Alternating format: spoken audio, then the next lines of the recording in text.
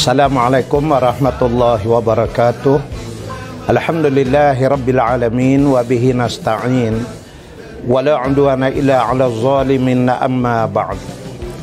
Muslimin dan muslimat yang dirahmati Allah sekalian, syukur kepada Allah Subhanahu wa taala hasil daripada permusyawaratan yang diadakan oleh pimpinan tertinggi PAS di peringkat kawasan Gombak dan juga UMNO bahagian Gombak, di mana kita telah memutuskan untuk memberikan sumbangan kasih Ramadan kepada seluruh tiga dun, yakni Dun Hulu Kelang, Dun Gombak Setia dan Dun Sungai Tua. Dan alhamdulillah pergerakan berjalan lancar dan kita bersyukur kepada Allah, kita telah pun dapat menyelesaikan untuk kita berikan sumbangan kepada keseluruhan ketiga dun bagi Parlimen Gombak atas nama Muafakat Nasional. Kita perkukuhkan Muafakat Nasional atas sifatnya sebagai suatu dasar dan tapak bagi kita mengembalikan semula kegemilangan umat Islam dan bangsa Melayu di dalam tanah air kita. Kita juga alhamdulillah mengucapkan syukur kepada Allah, semua pergerakan yang dibuat termasuk seluruh rakyat khususnya bagi Parlimen Gombak agar memenuhi apa yang telah diarahkan dan dinasihatkan oleh pihak Kementerian Kesihatan Malaysia, supaya dalam semua keadaan hendaknya selalu kita menggunakan hand sanitizer dan menggunakan mask penutup muka. Semoga sebagai menjadi satu ikhtiar yang akan menjauhkan kita daripada wabak COVID-19 ini. Sekali lagi saya merakamkan khusus kepada yang berhormat Datuk Megat Zulkarnain selaku Ketua UMNO bahagian Gombak dan juga seluruh jentera UMNO bahagian, termasuk seluruh jentera Parti Islam Semalaysia PAS di peringkat kawasan Gombak yang telah menyatukan usaha dan menzahirkan kekuatan muafakat ummah bagi kawasan Gombak kita. Terima kasih. Sekian, wabillahi taufik wal hidayah. Assalamualaikum warahmatullahi wabarakatuh. Wallahu a'lam. Kerana muafakat.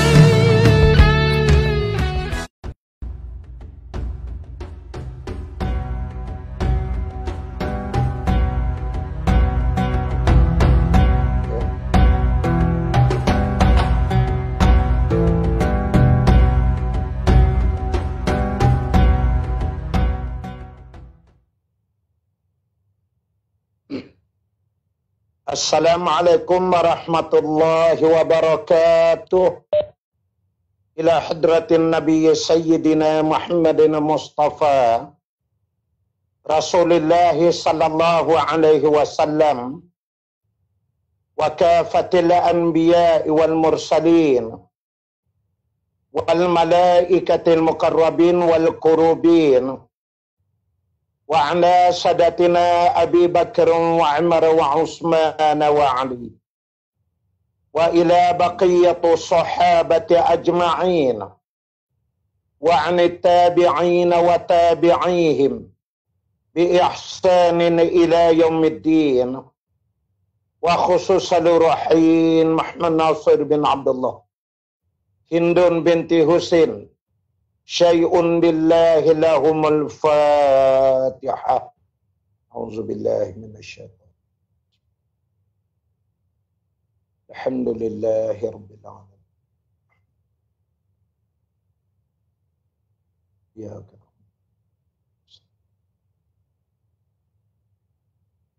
Surah.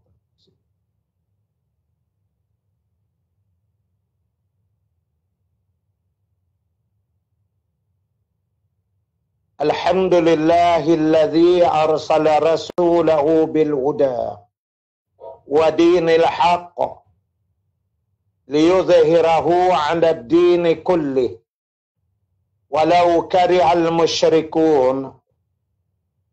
Ashhadu an la ilaha illallah wa ashhadu anna Muhammadan 'abduhu wa rasuluh. Allahumma salli wa sallim wa barik ala sayyidina Muhammad wa ala alihi wa ashabihi wattabi'ina bi ihsanin ila yaumiddin. Subhanaka la ilma lana illa ma 'allamtana innaka antal alimul hakim. Rabbana iftah bainana wa bain qaumina bil haqq wa anta khairul fatihin. Allahumma faqihna fid din wa 'allimna ta'wil wa la hawla wa la quwwata illa billahil aliyyil azim. Allahumma binurika ihtadaitu wa bifadlika istaghnaitu wa bika asbahtu wa amsaitu. Zunubi baina yadayka nastaghfiruka wa natubu ilaik. Amma ba'du. Muslimin dan muslimat, sidang hadirin dan hadirat, para netizen yang dirahmati Allah sekalian, alhamdulillah wa syukrillah, petang ini kita dapat bertemu kembali bagi membicarakan seorang lagi sahabat Rasulullah sallallahu alaihi wasallam, yaitulah Zaid bin Al-Arqam radhiyallahu anhu. Sidang hadirin yang dirahmati Allah, kalau kita membaca kitab sirah berhubung dengan para sahabat radhiyallahu anhum, maka kita akan mendapati ada banyak nama-nama Zaid yang menjadi sahabat mulia di sisi Nabi sallallahu alaihi wasallam. Di antaranya ialah Zaid bin Harisah radhiyallahu anhu, yang ni kenal ya anak angkat Rasulullah sallallahu alaihi wasallam, dikenali juga sebagai Zaid al-Khair, yang memiliki kebajikan yang banyak. Di sana ada Zaid bin Khattab, yang ni adik-beradik dengan Sayyidina Umar ibn Khattab radhiyallahu anhu. Ada Zaid bin Thabit radhiyallahu anhu. Ini juga sahabat Nabi sallallahu alaihi wasallam. Dan Zaid bin Thabit radhiyallahu anhu adalah penyair Rasulullah sallallahu alaihi wasallam. Bila nak bermulanya peperangan jihad, maka Nabi ataupun para sahabat yang menjadi ketua bagi kelompok tentera akan memulakan membaca ayat-ayat daripada suratul Anfal. Bila habis dibaca ayat surah Al-Anfal sebagai peringatan kepada tentera-tentera yang lain, maka akan bertakbirlah sebanyak 3 atau 7 kali. Maka ketika itu akan masuklah bertempur untuk merempuh musuh. Nah, di saat terjadinya pertempuran-pertempuran ini, sahabat-sahabat yang memang mahir dalam bidang bersyair, dia akan bersyair. Antaranya ialah Zaid bin Thabit radhiyallahu anhu. Bila nak bergerak keluar dari Madinah misalnya, maka akan diucapkanlah selamat tinggal kepada pohon-pohon tamar di Madinah, buah-buah yang ada di tandannya, kerana kami telah tercium bau syurga yang didatangkan oleh Allah Subhanahu wa taala. Ini di antara syair yang dikumandangkan oleh sahabat, termasuk Zaid bin Thabit radhiyallahu anhu. Maka dalam ramai itu, maka itulah salah seorangnya yang nak kita bicarakan petang ini, iaitulah Zaid bin Arqam radhiyallahu anhu. Di mana nama penuhnya ialah Zaid bin Arqam bin Zaid bin Qais bin Nu'man bin Malik Al-Ansari Al-Khazraji.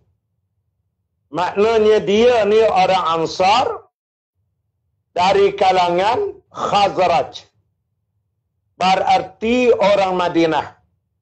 Zaid bin Arqam radhiyallahu anhum. Kunyahnya, yakni gelaran ataupun panggilan manjanya, ialah antaranya Abu Sa'ad, Abu Insiyya, Abu Amir, Abu Sa'udah, Abu Adi, Abu Imarah, Abu Hamzah, dan Abu Anis. Ini di antara kunyah, panggilan-panggilan, yakni gelaran yang diberikan kepada Zaid bin Thabit, saya Zaid bin Arqam, ya radhiyallahu anhum. Hadirin yang dirahmati Allah sekalian, dia ni merupakan anak yatim sejak daripada kecil lagi. Dan dia masuk Islam pada usianya yang sangat muda. Kita kata umur budak lah. Umur budak, dia dah masuk Islam dah.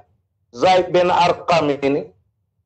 Dan Allah Ta'ala menakdirkan dia dipelihara oleh Abdullah bin Rawahah radhiyallahu anhu. Itulah orang yang mendidik dia, mengasuh dia daripada kecil. Bahkan didikan Abdullah bin Rawahah radhiyallahu anhu ke atas Zaid bin Arqam ini bukan main-main. Sehingga disebutkan bila terjadi peperangan Mu'tah, yang telah pun saya huraikan dalam kuliah-kuliah yang lepas, di mana Abdullah bin Rawahah telah membawa Zaid bin Harisah naik satu kuda dengan dia. Duduk dia di belakang dia dan masuk ke medan perang. 3,000 tentera Islam berlawan dengan 200,000 tentera Romawi. Dibawanya Zaid bin Arqam ni masuk sekali ke medan jihad. Tu dia tarbiyah di medan, ya, yang dilakukan oleh Abdullah bin Rawahah ke atas anak yatim yang bernama Zaid bin Arqam ini. Maka Zaid sejak daripada usia muda remaja lagi, dia dah melihat strategi peperangan. Dia sudah terlibat dalam peperangan yang tak seimbang antara jumlah tenteranya. Bahkan dia melihat di hadapan matanya sendiri. Orang yang mengasuhnya itu, Abdullah bin Rawahah, mati syahid. Dia tengok depan mata dia. Jadi semangat, kekuatan dan keberanian itu terbina semenjak daripada dia mulai meningkat remaja. Pada masa Nabi SAW menegakkan Islam di kota Mekah, rumah Zaid bin Arqam adalah rumah pertama yang Nabi SAW dan para sahabat radhiyallahu anhum mendirikan solat bertemu secara rahsia berjemaah di situ bersama dengan Rasulullah sallallahu alaihi wasallam. Dan ini gambaran keberanian ayahnya, Al-Arqam ibni Abil Arqam radhiyallahu an. Di mana rumah Al-Arqam ni, rumah Zaid ni, betul-betul di sebelah Bukit Safa. Hari ini kalau kita pergi Mekah, kalau kita masuk lepas tawaf, pergi ke Bukit Safa, kita nak sa'i. Itu masuk dari dalam. Tapi kalau kita dari luar, kita tak buat tawaf sa'i apa, kita daripada luar berjalan menyisi di tebing bukit yang ada istana di atasnya. Itu dikenali sebagai Bukit Qubais, ya, ataupun Jabal Qubais. Jadi kita lalu di bawah menyusul keliling masjid tu. Nanti kamu akan lihat dia tulis ada pintu kat situ, Babul Arqam. Kemudian di situlah bermulanya tapak eskalator. Ya, eskalator dia 2 lapis sebelah-sebelah, bertingkat-tingkat sampai dekat rooftop. Banyak berlapis naik ke atas. Kamu masuk situ, tengok tapak eskalator tu. Sebesar mana tapak eskalator tu? Itulah tapak rumah Zaid bin Arqam radhiyallahu an, betul-betul sebelah Bukit Safa. Maka ulama menyebut itu adalah gambaran keberanian ayahnya Arqam ini. Kerana memang Bukit Safa itu di antara substation, pangkalan-pangkalan singgahan bagi orang-orang Arab jahiliyah lepas-lepas asar, bila cuaca dah mula redup di Mekah tu, dia akan duduk berkumpul, kena kahwa apa semua di kawasan Kaabah, dan ramai juga di bahagian Bukit Safa. Sebab bila naik ke atas tu dia berangin, macam tu. Kalau tidak masukkan bukit ini yang dipanjat oleh Siti Hajar, kemudian sampai ke puncak, Hajar letak tangan macam ni. Menengok daripada jauh, kalau-kalau ada kabilah yang datang. Kerana masa itu Hajar berdua dengan anaknya Ismail alaihi salam, Nabiullah. Itu yang dia bilang alik. Tiba-tiba dengar bunyi air keluar Zam-Zam tu dalam sejarah.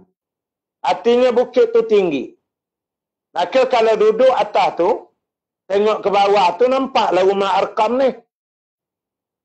Tak ada siapa di saat itu, saat yang paling genting, yang berani memberikan rumah untuk buat markas pangkalan perjuangan Islam masa itu. Jangan nak bagi rumah, tumpang-tumpang sekejap ruang tamu pun tak berani. Karena kalau diketahui oleh Abu Jahal dan puak-puaknya mereka akan ditangkap, diseksa dan dibunuh. Di saat siapa pun tak berani, masa itulah Al-Arqam, ayah Zaid ni bagi rumah dia. Cuba bayang tengok. Pula rumah tu sebelah aja tempat berehatnya musuh-musuh Allah tu. Subhanallah. Itu beraninya ayah dia. Maka turun. Orang kata like father, like son ya. Turun, berani ayah tu ke dia. Itu sebab bila Abdullah bin Rawahah jaga dia, Abdullah berani bawa walaupun dia tengah remaja macam tu. Sebab tahu jenis berani dia tu berani pelik. Hadirin yang dirahmati Allah sekalian,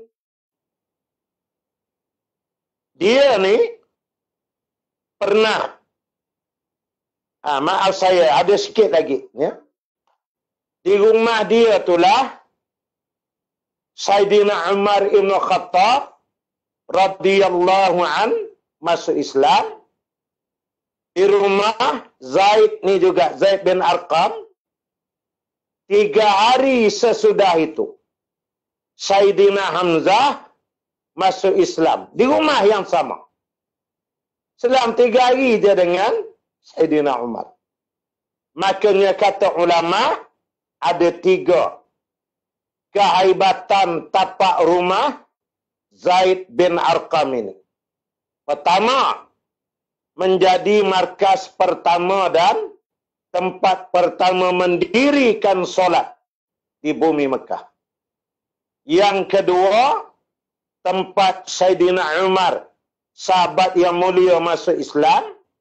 Yang ketiga, tempat Saidina Hamzah menganut Islam di situ. Sebab kalau pergi ke Mekah kena cari tak tempat macam ni. Saya insya-Allah atas izin Allah lah.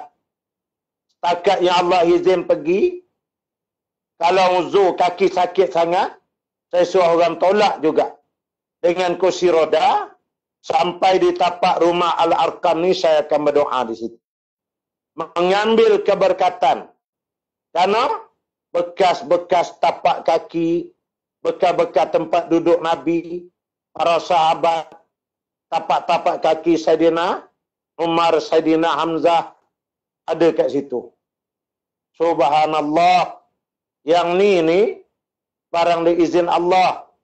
Kalau kita lalu berjalan, lalu pusing, tengok terpijak bekas tapak-tapak kaki, bekas tempat duduk sahabat ni, maka berkat kita boleh bawa jadi saksi pada hari kiamat di mahsyar nanti. Itulah ya. Jadi dia itu kehebatan. Yang kata dia, rumah pun berkat. Tu kata sahabat-sahabat, hebat dia orang tu. Esok nanti saya cerita nanti. Besok saya cerita. Ada pula hebat lain pula kisah sahabat besok. Tak apa, baik. Jadi saya nak menyebut Rasulullah sallallahu alaihi wasallam bila berhijrah ke Madinah, dia meraihkannya. Dia ikut sama. Kemudian masa tu dia kecil lagi. Sampai di Madinah, bila didirikan Masjid Nabawi yang ada tu, asal tu, makanya Zaid bin Arqam radhiyallahu an ikut sama terlibat dalam pembinaan Masjid Nabawi itu. Dia tu la haula wala la ilaha illallah. Bekas tapak tangan Zaid dekat dinding Masjid Nabawi itu. Itu sebab orang yang faham, saya memang perhati betul. Dinding-dinding, angle-angle tertentu, Masjid Nabawi itu, saya perhati, ada ruang yang takkan pernah kosong. Karena orang yang tahu, dia ada maklumat, dia akan duduk situ, menyandar situ. Bekas-bekas, tapak tangan sahabat tu ada situ. Itu kata kalau Haji Umrah ikutlah saya. Boleh, kita tengok nanti. InsyaAllah doa lah. Nak tahu kan, bulan Ramadan, doa kita dimustajabkan oleh Allah Subhanahu wa Ta'ala. Pernah pada suatu hari, Rasulullah sallallahu alaihi wasallam jumpa dia. mata dia tu sakit. Dan memang kalau di Mekah Madinah, kalau kata sakit mata ni jangan buat pasal. Biasanya mereka tu, kalau sakit mata, dia bukan bahasa gata-gata gini sakit merah atas. Biasanya lah mereka terperangkap dalam ribut pasir. Bila terkena pasir tu, angin tiup, keping-keping pasir tu kasar-kasar kadang. Anak-anak batu kerikil, itu yang terpukul ke mata tu, itu yang jadi sakit. Bukan main-main. Dia boleh je membonjol bengkak keluar sampai sakit sangat. Nantilah kita tengok peristiwa peperangan Khaybar. Berjumpa di situ. Bila Nabi tanya, Aina Ali? Mana Sayyidina Ali? Sahabat kata, Ali marid, ya Rasulullah. Dia sakit. Ali masa tu sakit mata. Atau Nabi ubat bacakan, adalah ceritanya. Ya? Jadi dia sakit. Kemudian sakit tu nak membawa rabun. Tapi tak rabun. Lalu Nabi pun tanya dia. Nabi kata, wahai Zain, kenapa mata kamu? Dia kata, mata saya sakit, ya Rasulullah. Rasa macam nak rabun dah ni, saya tak apa nampak. Tapi nampaklah duk balam-balam gitu ada lagi. Kemudian Nabi uji. Nabi kata, lalu bagaimana kamu? Dia kata, demi Allah, saya bertawakal kepada Allah. Dan saya hanya mengharap daripada Allah, ya Rasulullah. Budak. Ingat tu. Budak tu bercakap macam tu. Tawakal dia. Kata orang tua apa, memang dah. Budak. Mendengarkan ini. Nabi SAW menyatakan. Jika demikianlah ucapanmu, sesungguhnya tempatmu di syurga, wahai Zaid bin Arqam. Nah, satu lagi jaminan daripada Allah dan Rasul ke atas sahabat. Mereka dapat syurga Allah Subhanahu wa ta'ala. Sidang hadirin yang dirahmati Allah sekalian. Kita ni nak ke syurga Allah tu, kita nak sungguh. Belum pada itu, usahakan juga untuk kita dapatkan Lailatul Qadar ni. Ya, ini dah waktu dia ni. Mudah-mudahan ya Allah kurniakanlah kami semua dengan Lailatul Qadar. Ya, Allah beri juga ke mana pun insya-Allah. Hadirin sekalian, Zaid bin Arqam ada 2 perang dia tak dapat ikut. Syarat tak cukup. Pertama, peperangan Badar. Kedua, peperangan Uhud. Menjadi kelaziman bagi Nabi SAW, bila nak berperang, ialah mesti kena bagi instruction apa semua. Bagi nasihat begitu begini, maka kena tentera tu diatur berbaris. Itu yang solat tu sebenarnya ruhiyah dalam peperangan. Bila perang, kita pun buat saf juga. Dalam Islam, solat tu diajar bersaf-saf. Sebab itu orang Islam sembahyangnya hebat, cantik, bersusun. Kalau agama lain tu tengok sendiri. Sebahagian tu berterabur. Pasal lerak, macam-macam keadaan. Tak mahu sebut lah. Tapi fahamlah sendiri. Tapi kalau orang Islam bersaf-saf, bersih, cantik. Jadi, roh saf dalam sembahyang itulah bawa dalam solat. Dalam solat tu yang bawa dalam peperangan. Maka dibuatlah saf perang Badar. Bilanya dibuat saf, tentulah ada ketua dan Nabi beritahu betulkan saf kamu. Sahabat pun betulkanlah. Masa itulah Zaid bin Arqam lari masuk. Dia masuk dalam saf dan dia berdiri di hujung 2 ibu jari kaki dia. Lepas tu dia tarik seboleh-boleh dipanjang-panjangkan kepala. Dengan harapan kepala dia tu biar separas dengan sahabat lain. Orang-orang tua, ayah-ayah, pakcik-pakcik ni. Dia takut tinggal. Dan Nabi nampak. Yalah mana boleh tahan nama nak krem tu. Terturun juga tumit tu. Kan? Bila turun gitu, Nabi kata yang tu keluar, tak cukup syarat. Dia kanak-kanak lagi. Lalu dia keluarkan dia. Begitu juga dalam peristiwa peperangan Uhud. Dia tak dapat ikut kerana terlampau kecil pada masa itu. Perang yang pertama yang diikut ialah peperangan Bani Mustalik. Nah, perang Bani Mustalik berlaku pada tahun 5 Hijrah. Itu kali pertama diikut Nabi dalam perang. Dan masa tu dia pun budak lagi. Budak sangat. Ikut dah. Pergilah dianya. Terjadilah satu peristiwa yang direkodkan oleh Allah di dalam Al-Quran. Berkait dengan Zaid bin Arqam radhiyallahu anhu. Yang bagi saya ianya peristiwa yang cukup hebat. Menunjukkan ketulusan ikhlas takwanya Zaid walaupun masih budak lagi pada masa itu. Ceritanya begini. Nabi SAW memimpin pasukan tentera pergi menyerang Bani Mustalik. Kerana Nabi SAW telah dapat maklumat Bani Mustalik bersiap nak menyerbu Madinah, nak buat serang hendak. Apabila Nabi dah menang 3 peperangan. 2 sekurang-kurang, Badar dan Uhud. Tahun kelima perang Khandaq menang lagi. Maka musuh keliling mula melihat. Ini kalau dibiar, ni banyak lagi menang Muhammad ni. Lebih baik kita serang dia tengah letih baru lepas perang. Mereka rancang, Nabi tahu. Lalu Nabi kumpulkan sahabat, kemudian bergerak pergi berperang. Habislah selesailah perang. Dalam perang ni, di antara yang ikut ialah Siti Aisyah radhiyallahu anha ummul mukminin. Habis perang balik. Dalam perjalanan balik, jauh lagi nak sampai Madinah. Dan sudah jauh juga meninggalkan medan peperangan. Maka sampai di satu lembah.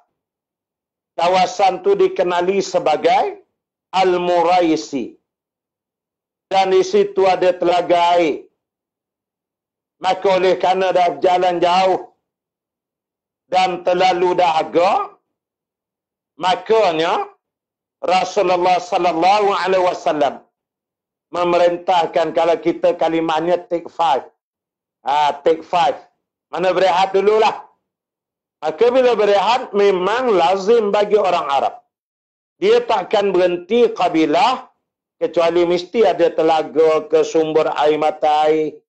Dia panggil oasis.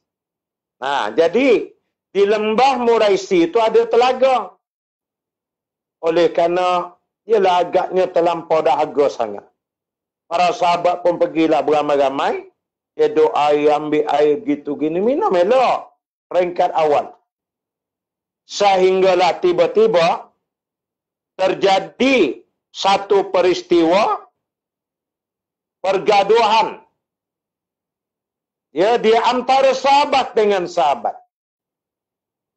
Tak tahu dia berebut ke, tak masa, tarik tu tersiku muka tu, tak tahulah. Tapi terjadi ketegangan di antara Jahjah bin Amru. Jahjah bin Amru radhiyallahu an. Dia ni orang Muhajirin, orang Mekah. Dia pembantu kanan Saidina Umar. Jahjah ni bertengkar berkelahi dengan Sinan bin Wahab. Ya, Sinan bin Wahab ni daripada Bani Haris Al-Khazraji. Yakni dia kabilah Khazraj daripada Aus, orang Madinah. Jadi tak tahu, dalam riwayat pun tak sebut apa sumbernya. Dah Arab biasalah. Para hadirin sekalian. Main kata nak sesuatu dia berebut tu macam tu aja. Dia jadinya berlakulah tolak menolak, hentak mengentak, tumbuk menumbuk. Dah jajah ni dia kuat. Dia cekik, dia gerip, tahu macam mana, dia hempasnya ke tanah. Sinan bin Wahab ini. Bila Sinan kena macam tu, dia jerit. Wahai orang-orang Ansar, tolonglah aku. Tolong aku ni. Takkan kamu hanya melihat aja. Tiba-tiba bangun orang-orang Ansar. Masing-masing sahabat semua radhiyallahu anhu. Masing-masing dah pegang ulu pedang, bangkit berdiri dah. Muka tu dah lain dah tu. Menengok sahabat lain yang daripada Mekah pun dah satu macam dah. Lalu menengok itu, Jah-Jah terlepas pegangan ni, lalu bangun Sinan bin Wahab ni. Dia bila dia bangun, dia berdiri aja, semua orang-orang Ansar berdiri belakang dia. Makna defend dia. Lalu melihatkan hal itu, Jah-Jah pun bercakap, menjerit sekuat-kuatnya. Wahai orang-orang Muhajirin, bantulah aku. Makna asal, aku dengan Sinan aja. Ni dia main petik. Panggil geng ni. Aku pun ada geng. Dah kamu dah kan nak pakai senyap aja. Kalau kita ni, woi orang Mekah bangun. Mari tolong aku ni. Jadi kita bantai. Jadi apa jadi ya? Aku nak one to one aja. Tapi kalau kamu wahai Sinan dan orang-orang Ansar main nak berlawan dengan kabilah, mari ya jom. Sila, wahai orang Mekah, mari. Dia panggil pula. Membara lah orang Mekah. Saidina Umar semua ada. Tapi masa itu mereka tempat lain. Tapi yang di Telaga tadi itu ramai. Bangkit pula orang-orang Muhajirin. Berdiri di belakang Jah-Jah ni tadi. Beradab. Satu kumpulan sana, satu sini. Ada dua sahabat. Ini. Jeritan Jah-Jah tadi menurut riwayat terdengar kepada Nabi SAW. Lalu Nabi pun berlari datang, pergi ke tepi telaga tadi. Nabi duduk di kemah dia. Nabi pergi. Sebab Nabi tahu, ni kalau lambat 5 minit, 5 minit pun lambat dah. 3 minit je kutip mayat. Sahabat dia lain. Semangat qaumiyah tu ada lagi, baki-baki dia. Main geng-geng ni, geng Mekah ni, dia kabilah dia kuat, Arab ni. Sampai dia merah wajah Nabi SAW. Lalu Nabi SAW menyatakan, apakah masih ada dakwah, yakni seruan jahiliyah, perkauman, qaumiyah, sedangkan aku berdiri di tengah-tengah kamu? Nabi kata. Marah Rasulullah. Aku dah ada jadi Nabi tengah kamu ni. Ajak ke arah Islam. 5 tahun elok dah bersatu atas Islam. Kamu nak pecah balik cara jahiliyah? Nabi marah. Tiba-tiba sahabat macam-macam tersedar balik. Beristighfarlah mereka kepada Allah, tenanglah balik. Jah-Jah senyap, Sinan pun senyap. Tak apa dah. Nabi pun balik. Pergilah. Duduk semula ke khemah dia. Rupa-rupanya, lepas-lepas dia Nabi balik, ni. Abdullah bin Ubay bin Salul. Bapa munafik, dia datang. Datang dia ke telaga tu, keadaan dah reda dah. Tapi ini kita belajar perangai munafik. Dia suka cari isu. Benda kecil dia akan besarkan. Ini munafik. Jadi Abdullah bin Ubay menurut ulama, dia ikut pasukan dengan Nabi. Pergi ke perkampungan Bani Mustalik tadi bukan untuk berjihad. Tak adanya dah. Tapi diikut kata para ulama, nak mencari kelemahan dan sebarang bentuk peluang yang boleh dia gunakan untuk pecahkan saf Islam. Hati-hati. Ya, orang-orang munafik sedang berusaha memecahkan kekuatan umat Islam yang sedang menyatu sekarang. Berhati-hati. Ya, jadi bila terjadi peristiwa ni kira a big opportunity lah, kata tuan-tuan perempuan tu. Peluang yang besar bagi dia. Lalu Abdullah pun sampai tepi telaga. Dia berdiri dalam keadaan separuh marah. Dia pandai. Dia kata, apakah benar telah terjadi sebagaimana yang aku dengar? Maknanya, betulkah aku dengar berita? Kata Jajah, orang Mekah tu, dah cekik empuk sinan atas tanah tadi, betul? Berlaku dah kan? Dan kamu orang-orang Ansar berdiam diri lagi. Segamai yang ada ni. Tengok aja tak tolong sinan sahabat kita. Itulah aku dah kata dah. Dia mula masuk jarum. Abdullah ni tadi. Aku dah kata dah. Awal lagi dah. Puak-puak Mekah Muhajirin ni datang. Masuk ke kampung halaman kita di Madinah. Aku nasihat dah kamu semua kan. Aku yang jadi ketua. Memang dia ketua. Abdullah bin Ubay ni. Bagi orang-orang Khazraj, orang Ansar di Madinah tu. Dia ketua yang paling besar. Top ranking tu. Cuma, dia tergolek jatuh bila Nabi datang hijrah. Orang tolak dia, jatuh kerajaan dia, naik Rasulullah di Madinah. Tu, jadi angin ke Nabi tu. Tu cerita dia. Jadi dia ungkit. Dia bagi api ya. Dapat bola tanggung ni. Saya dah kata awal dulu. Jangan terima puak-puak ni. Tapi kamulah. Apa sikit ukhuwah lah. Bila aku cakap bay'ah. Macam-macam lah kamunya. Lepas apa yang kita tak bagi puak-puak Mekah ni. Orang-orang Muhajirin.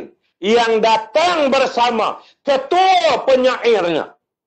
Puang hajarnya Abdullah bin Ubay ni. Dia panggil Rasulullah tu ketua penyair. Bayang tuan-tuan. Ini kata ulama belajarlah. Bahawa orang munafik ni dia tak peduli. Dia nak kata, dia rasa ada peluang dia bantai. Tambah takat ulama tok guru, dia anjing babi je, dia tak peduli. Tu memang munafik macam tu. Dia kata puak Mekah ni datang dengan ketua penyair dia. Siapa dia ketua daripada Mekah datang hijrah Madinah? Kalau bukan Rasul sallallahu alaihi wasallam. Tengok. Bahasa dia bercakap tu biadab ke Nabi. Apa dengar semua? Kamulah yang layan. Ukhuwah. Bagi tapak buat masjid. Bagi tapak rumah. Tak ada rumah ambil, duduk di rumah kamu. Apa yang kamu tak bagi, kita tak tolong ni puak ni. Tak ada kerja. Kita bawa ke ladang-ladang Madinah kita. Bagi dia pekerjaan. Jaga dia orang. Tapi hari ni tengok Dia tengok ni. Dapat peluang kita dimpas pula. Inilah tuan-tuan. Kita orang Madinah ni. Kata dia. Kena beringat. Pepatah lama. Kalau kita pepatah lah. Ungkapan lama. Tok-tok nenek moyang kita dulu kata. Abdullah bin Ubay. Apa dia? Berilah makan kepada anjing. Gemukkan anjing peliharaanmu. Nanti dia akan memakan dan menggigit tanganmu. Kata dia. Dia panggil Nabi dan sahabat-sahabat. Anjing. Abdullah bin Ubay ni. Beri makan lagi anjing banyak ni. Kata dia macam itulah. Kalau bahasa kita ni. Cukup. Ni dia buat ni tak apa. Nanti apabila sampai ke Madinah, sampai di Madinah, orang yang mulia dan kuat akan menghalau orang yang hina dan lemah. Mulia dan kuat tu maksudnya dia lah orang-orang Khazraj. Orang Madinah ni nak dihalau siapa? Muhajirin, orang Mekah. Siapa dia ketua? Nabi SAW. Apa makna ungkapan dia? Bermakna Abdullah mengisytiharkan. Dia nak halau Nabi keluar dari Madinah. Elok sampai dia Madinah lepas ni. Tu dia jahatnya dia. Dan Nabi ketua, bahasanya bila Nabi dah dihalau, kalau Nabi keluar habislah orang Muhajirin. Bila Muhajirin keluar, orang Mekah tak ada, yang tinggal Ansar aja, pecah dah. Jawabnya pecah. Maka akan lemahlah Islam di Madinah. Tu yang dia nak. Sebab dia ada geng dia orang-orang Yahudi Nasara itu. Sebab itulah golongan yang menentang ulama-ulama, tok-tok guru, pejuang-pejuang Islam hari ini. Berarti tengok siapa belakang dia. Kata Yahudi Nasara, cek betul-betul. Itu pasti. Sejarah mengajar kita. Bila dia cakap macam tu, ni dia. Masa tu, Zaid bin Arqam radhiyallahu an ada dekat situ. Zaid tu. Makanya, Zaid terus lari bertemu dengan Nabi SAW. Zaid pun ceritakanlah bahawasanya Abdullah bin Ubay tadi marah-marah. Dia beritahu kata, sahabat ni anjing. Dia kata nak halau gitu gini. Bila dapat saja berita tu, kebetulan pada masa itu, seorang sahabat yang lain, dia radhiyallahu an, iaitulah namanya Usaid bin Hudair, yang kita cerita riwayat yang lepas. Usaid, dia ada dekat situ masa tu. Bilanya, belum sampai peristiwa Usaid lagi. Jadi beritahu ke Nabi. Umar dengar. Bila Saidina Umar mendengarkan ucapan yang diceritakan oleh Zaid itu, maka Umar radhiyallahu an menyatakan, wahai Rasulullah sallallahu alaihi wasallam, aku minta izin, kata Umar, ya supaya kita hantar Abbad bin Bishir radhiyallahu an pergi bunuh Abdullah tepi telaga. Sekarang juga pancung dia. Sebab Abbad Khazraj. Orang beriman dia tak kira nasab dah. Umar dia kira macam tu. Tiba-tiba Nabi menyatakan jangan. Bagaimana pandanganmu wahai Umar? Jika dikatakan orang nanti bahawa Muhammad membunuh sahabatnya sendiri. Allahu Akbar, tuan-tuan, hebatnya kesabaran Rasulullah sallallahu alaihi wasallam. Makanya bila Zaid bin Arqam jumpa Nabi, maklumat tu sampai ke Abdullah bin Ubay. Berlari dia datang pula menghadap Nabi. Bersumpah-sumpah dia dengan nama Allah. Dia kata, saya tak cakap ya Rasulullah. Saya tak cakap. Saya mengakui kamu tu Rasulullah, Rasul saya. Saya ni umat kamu. La haula wala, kata dia. Takkan saya kata ke kamu anjing bagai. Nak kejadi cerita tu sedap ke dia, ada pula beberapa sahabat yang melihat perbezaan umur. Yang ni Abdullah bin Ubay, yang ni dah tua dah. Makanya Zaid ni kecil, budak lagi. Dia tak timbang antara budak dengan orang tua. Cakap siapa nak pakai, gitulah. Lepas tu Abdullah bin Ubay pula masih ada pengaruh. Dia boleh 5 tahun dia kalah tu. Makanya hormat ke dia sebagai ketua tu ada lagi lah sahabat lain ni. Ada pula pitepek. Dia kata benar, ya Rasulullah, dia lebih mengetahui yang ni budak. Abdullah masuk lagi ya. Ya Rasulullah. Rasulullah takkan nak percaya budak cakap. Saya cakap lain, dia sampai lain. Saya dah tua begini, masakan saya menganjing-anjingkan Rasulullah pula. Nabi diam. Kemudian Nabi perintah seorang sahabat beritahu dia kepada semua, bergerak sekarang, tinggalkan telaga, pack barang, jalan semua, tinggalkan lembah Al-Muraishi. Lalu sahabat pun semua pack barang, nak bergeraklah. Saat inilah datangnya Usaid bin Hudair tadi, yang telah kita ceritakan riwayat hidupnya. Usaid datang. Dia kata, ya Rasulullah, minta maaf, saya tanya je ni. Nabi kata, sila. Tak pernah kita bermusafir, pergi berperang, balik berperang. Tiba-tiba Rasulullah mengejut aja, buat arahan macam ni, dan keluar meninggalkan kawasan waktu macam ni, tak pernah. Kenapa jadi arahan ni macam ni, ya Rasulullah?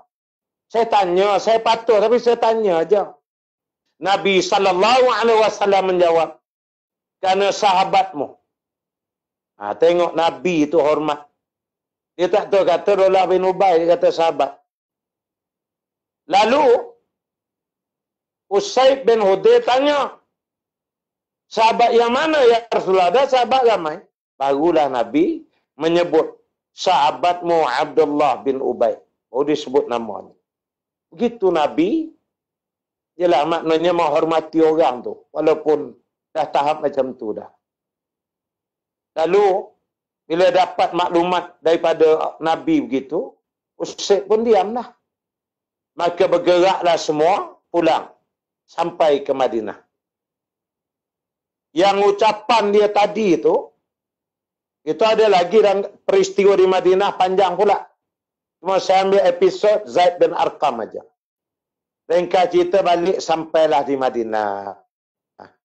Bila sampai Madinah, gembiralah sahabat sampai di Madinah. Yalah, dah sampai kampung lah lepas perang menang ni. Dan lepas pada itu dah terjadi peristiwa Hadisul Ifk tu. Rangkaian yang ni ya. Abdullah bin Ubay juga. Kata Aisyah berzina dengan Safwan bin Mu'assal. Balik daripada perang ni ya. Dia jahat munafik sampai hari kiamat. Ya, hati-hati dengan dia. Baik. Jadinya Zaid bin Arqam radhiyallahu an bukan sugul lagi dah, sedih tak boleh cerita lah. Kerana macam orang pun bercakap lah, bekerja lah si Zaid. Dah lah budak, lidah bukan main lagi. Tuduh orang tua tu macam-macam. Kecil, tak badan kecil, pecahkan saf Islam. Macam-macam bunyi. Tertuduh ke Zaid. Padahal dia memang dengar sungguh. Sedihnya dia tak dapat cakap. Ikat, bukan ikat lah, dia kurung diri dia dalam rumah. Menurut riwayatnya, selama 3 hari. Dia tak jumpa Nabi, dia tak jumpa sahabat lain dia. Dia asingkan diri. Berasa sedih sangat. Sebab kalau dia keluar pun macam dia pun jadi serba salah. Kan lalu sini orang tengok atas bawah. Pergi sini kau orang tengok kening tinggi sebelah. Lalu kok kedai sana kan sergah dia orang lain pula. Budak ni lah kemarin lah. Jadi dia pun akhirnya kurang diri ya. Sehinggalah hari ketiga. Ini hebatnya Zaid bin Arqam ini. Allah membela dan menyatakan kebenaran bagi pihak Zaid. Di mana turunlah ayat yang pertama, Suratul Munafiqun. Bismillahirrahmanirrahim. Idza ja'akal munafiquna qalu nashhadu innaka la rasulullah. Wallahu ya'lamu innaka la rasuluh. Wallahu yashhadu innal munafiqina lakadzibun. Yang bermaksud, apabila orang-orang munafik datang kepadamu, mereka berkata, kami mengetahui bahawa sesungguhnya kamu benar-benar Rasulullah. Ucapan dia tadi itulah yang saya ceritakan. Allah Ta'ala rekodkan ucapan penipuan dia. Dan Allah mengetahui bahawasanya sesungguhnya kamu benar-benar Rasulnya. Dan Allah naik menjadi saksi, menyaksikan bahawa sesungguhnya orang-orang munafik itu adalah para pendusta, penipu semua, kata Allah. Cuba lihat ayat tu. Bila tentang Rasul, Allah menyatakan, Wallahu ya'lam, innaka la rasuluh. Allah tahu kamu tu Rasul. Allah menyebut, Wallahu ya'lam. Allah yang tahu. Sampai ke munafik, nak menyatakan mereka ni kadzib. Allah menyebut, Wallahu yashhad. Wallahu yashhadu. Innal munafiqinal kadzibun. Allah menjadi saksi, munafik ni penipu semua. Kerana Nabi Allah guna kalimah tahu, ke munafik Allah angkat kalimah saksi. Menunjukkan kuatnya Allah nak zahirkan penipu betul munafik ni sampai kiamat. Macam tu. Turunlah ayat ni. Dia menurut riwayat Rasulullah sallallahu alaihi wasallam pergi ke rumah Zaid dan Rasulullah menyatakan, wahai Zaid, bergembiralah. Sesungguhnya Allah Ta'ala telah membenarkan ucapan. Maka tenanglah Zaid, dan selepas itu dia pun tenanglah di Madinah. Ialah dengan Rasul, dengan mak ayah pun kadang kita jadi. Kan? Apalagi dengan Rasulullah tu. Ada satu riwayat menyebut, sudah Nabi cakap tu, Nabi macam manjakan Zaid bin Arqam ni, Nabi pegang telinga dia. Telinga ni. Telinga ni sambil duduk pegang telinga dia. Telinga yang ni. Menyebabkan turunnya ayat dan surah munafik. Telinga yang ni. Telinga ni Allah Ta'ala dengar cakap dia. Nabi gurau-guraukan bagi menggembirakan Zaid bin Arqam. Jadi itu kehebatan dia, kerana dia terbongkar penipuan munafik. Kerana dia terselah kejahatan. Bila jadi macam ni, itu yang disebar pula berita Aisyah berzina. Itu ya. Abdullah bin Ubay. Baik. Itu saja sekadar riwayat bagi Zaid bin Arqam radhiyallahu an. Esok jam 3 petang macam ni, saya akan bawa tajuk sahabat yang lain. Ya, iaitulah Tufail bin Amru radhiyallahu an. Ya, Tufail bin Amru radhiyallahu an, jam 3 petang besok. Muslimin dan muslimat, para netizen yang dirahmati Allah, tadi mukadimah awal sebelum saya kuliah tadi, dia ada dipaparkan sedikit. Ya, video pendek. Gambaran saya bergerak menyampaikan sumbangan bersempena Ramadan. Kita panggil sumbangan kasih Ramadan kepada mereka-mereka yang kita kira layak untuk menerimanya. Itulah sebahagian sumbangan itu. Sebahagian duitnya itu. Kami guna pakai duit tabung aman. Yang tuan-tuanlah para netizen ibu ayah berikan atas rasa simpati kepada kami. Jadi saya mohon lagi, isilah tabung amal tu. Duit yang ada tu, ada lagi baki. Tapi kalau bertambah, ada lagi. Kita nak buat untuk hari raya nanti pula. Dan saya ni habis pukul 4, saya terus kena keluar. Ada satu lagi tempat saya nak sampaikan sumbangan. InsyaAllah sebelum berbuka sempatlah balik. InsyaAllah. Jadi tuan-tuan berilah sumbangan tu. Duit itulah kami guna beli barangan bubuh sampaikan macam yang dilihat dalam video tadi. Dan bagi pihak PAS kawasan Gombak khususnya, saya merakamkan ribuan terima kasih di atas sumbangan yang telah diberi. Dan akan diberi lagi, saya yakin insyaAllah. Dari hari ke hari, masa ke masa. Jadi itu saja untuk petang ini. Terima kasih di atas perhatian semua. Kita tangguh dengan tasbih kifarah suratul As dan kita tutup dengan bacaan doa. Subhanakallahumma wa bihamdik. Nashhadu an la ilaha illa anta. Nastaghfiruka wa natubu ilaik.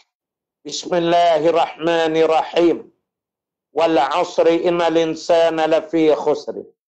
Illa alladhina amanu wa 'amilus shalihat wa tawasaw bil haqq wa tawasaw bis sabr. A'udzu billahi minasy syaithanir rajim.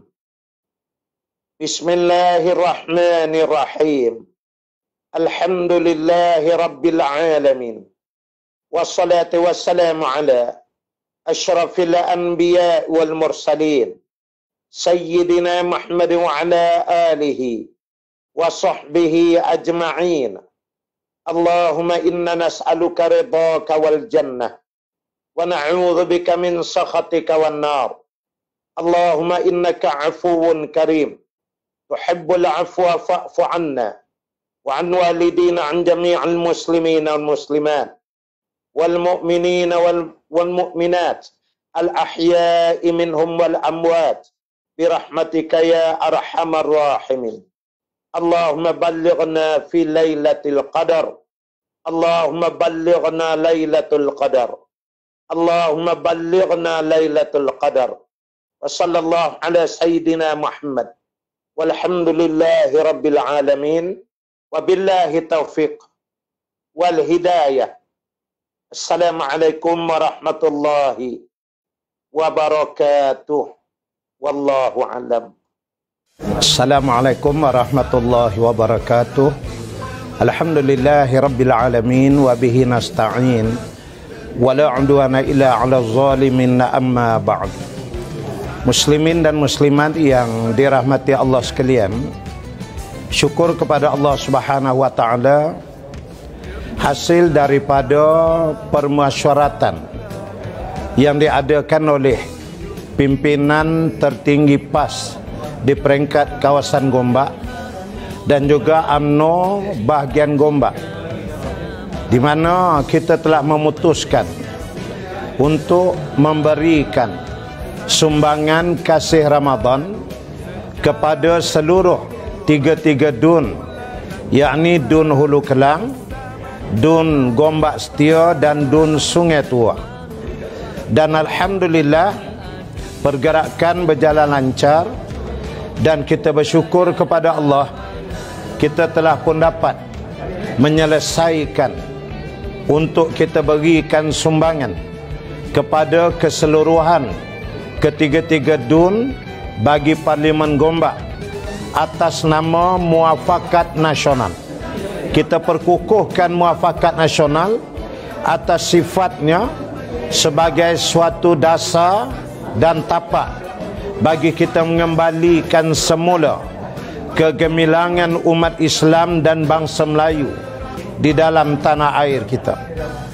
Kita juga alhamdulillah mengucapkan syukur kepada Allah, semua pergerakan yang dibuat termasuk seluruh rakyat khususnya bagi Parlimen Gombak agar memenuhi apa yang telah diarahkan dan dinasihatkan oleh pihak Menteri Kesihatan Malaysia, supaya dalam semua keadaan hendaknya selalu kita menggunakan sanitizer dan menggunakan mask penutup muka.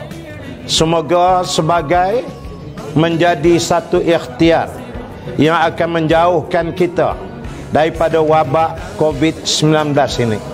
Sekali lagi saya merakamkan khusus kepada yang berhormat Datuk Megat Zulkarnain selaku Ketua UMNO bahagian Gombak dan juga seluruh jentera UMNO bahagian, termasuk seluruh jentera Parti Islam Semalaysia PAS di peringkat kawasan Gombak yang telah menyatukan usaha dan menzahirkan kekuatan muafakat ummah bagi kawasan Gombak kita. Terima kasih.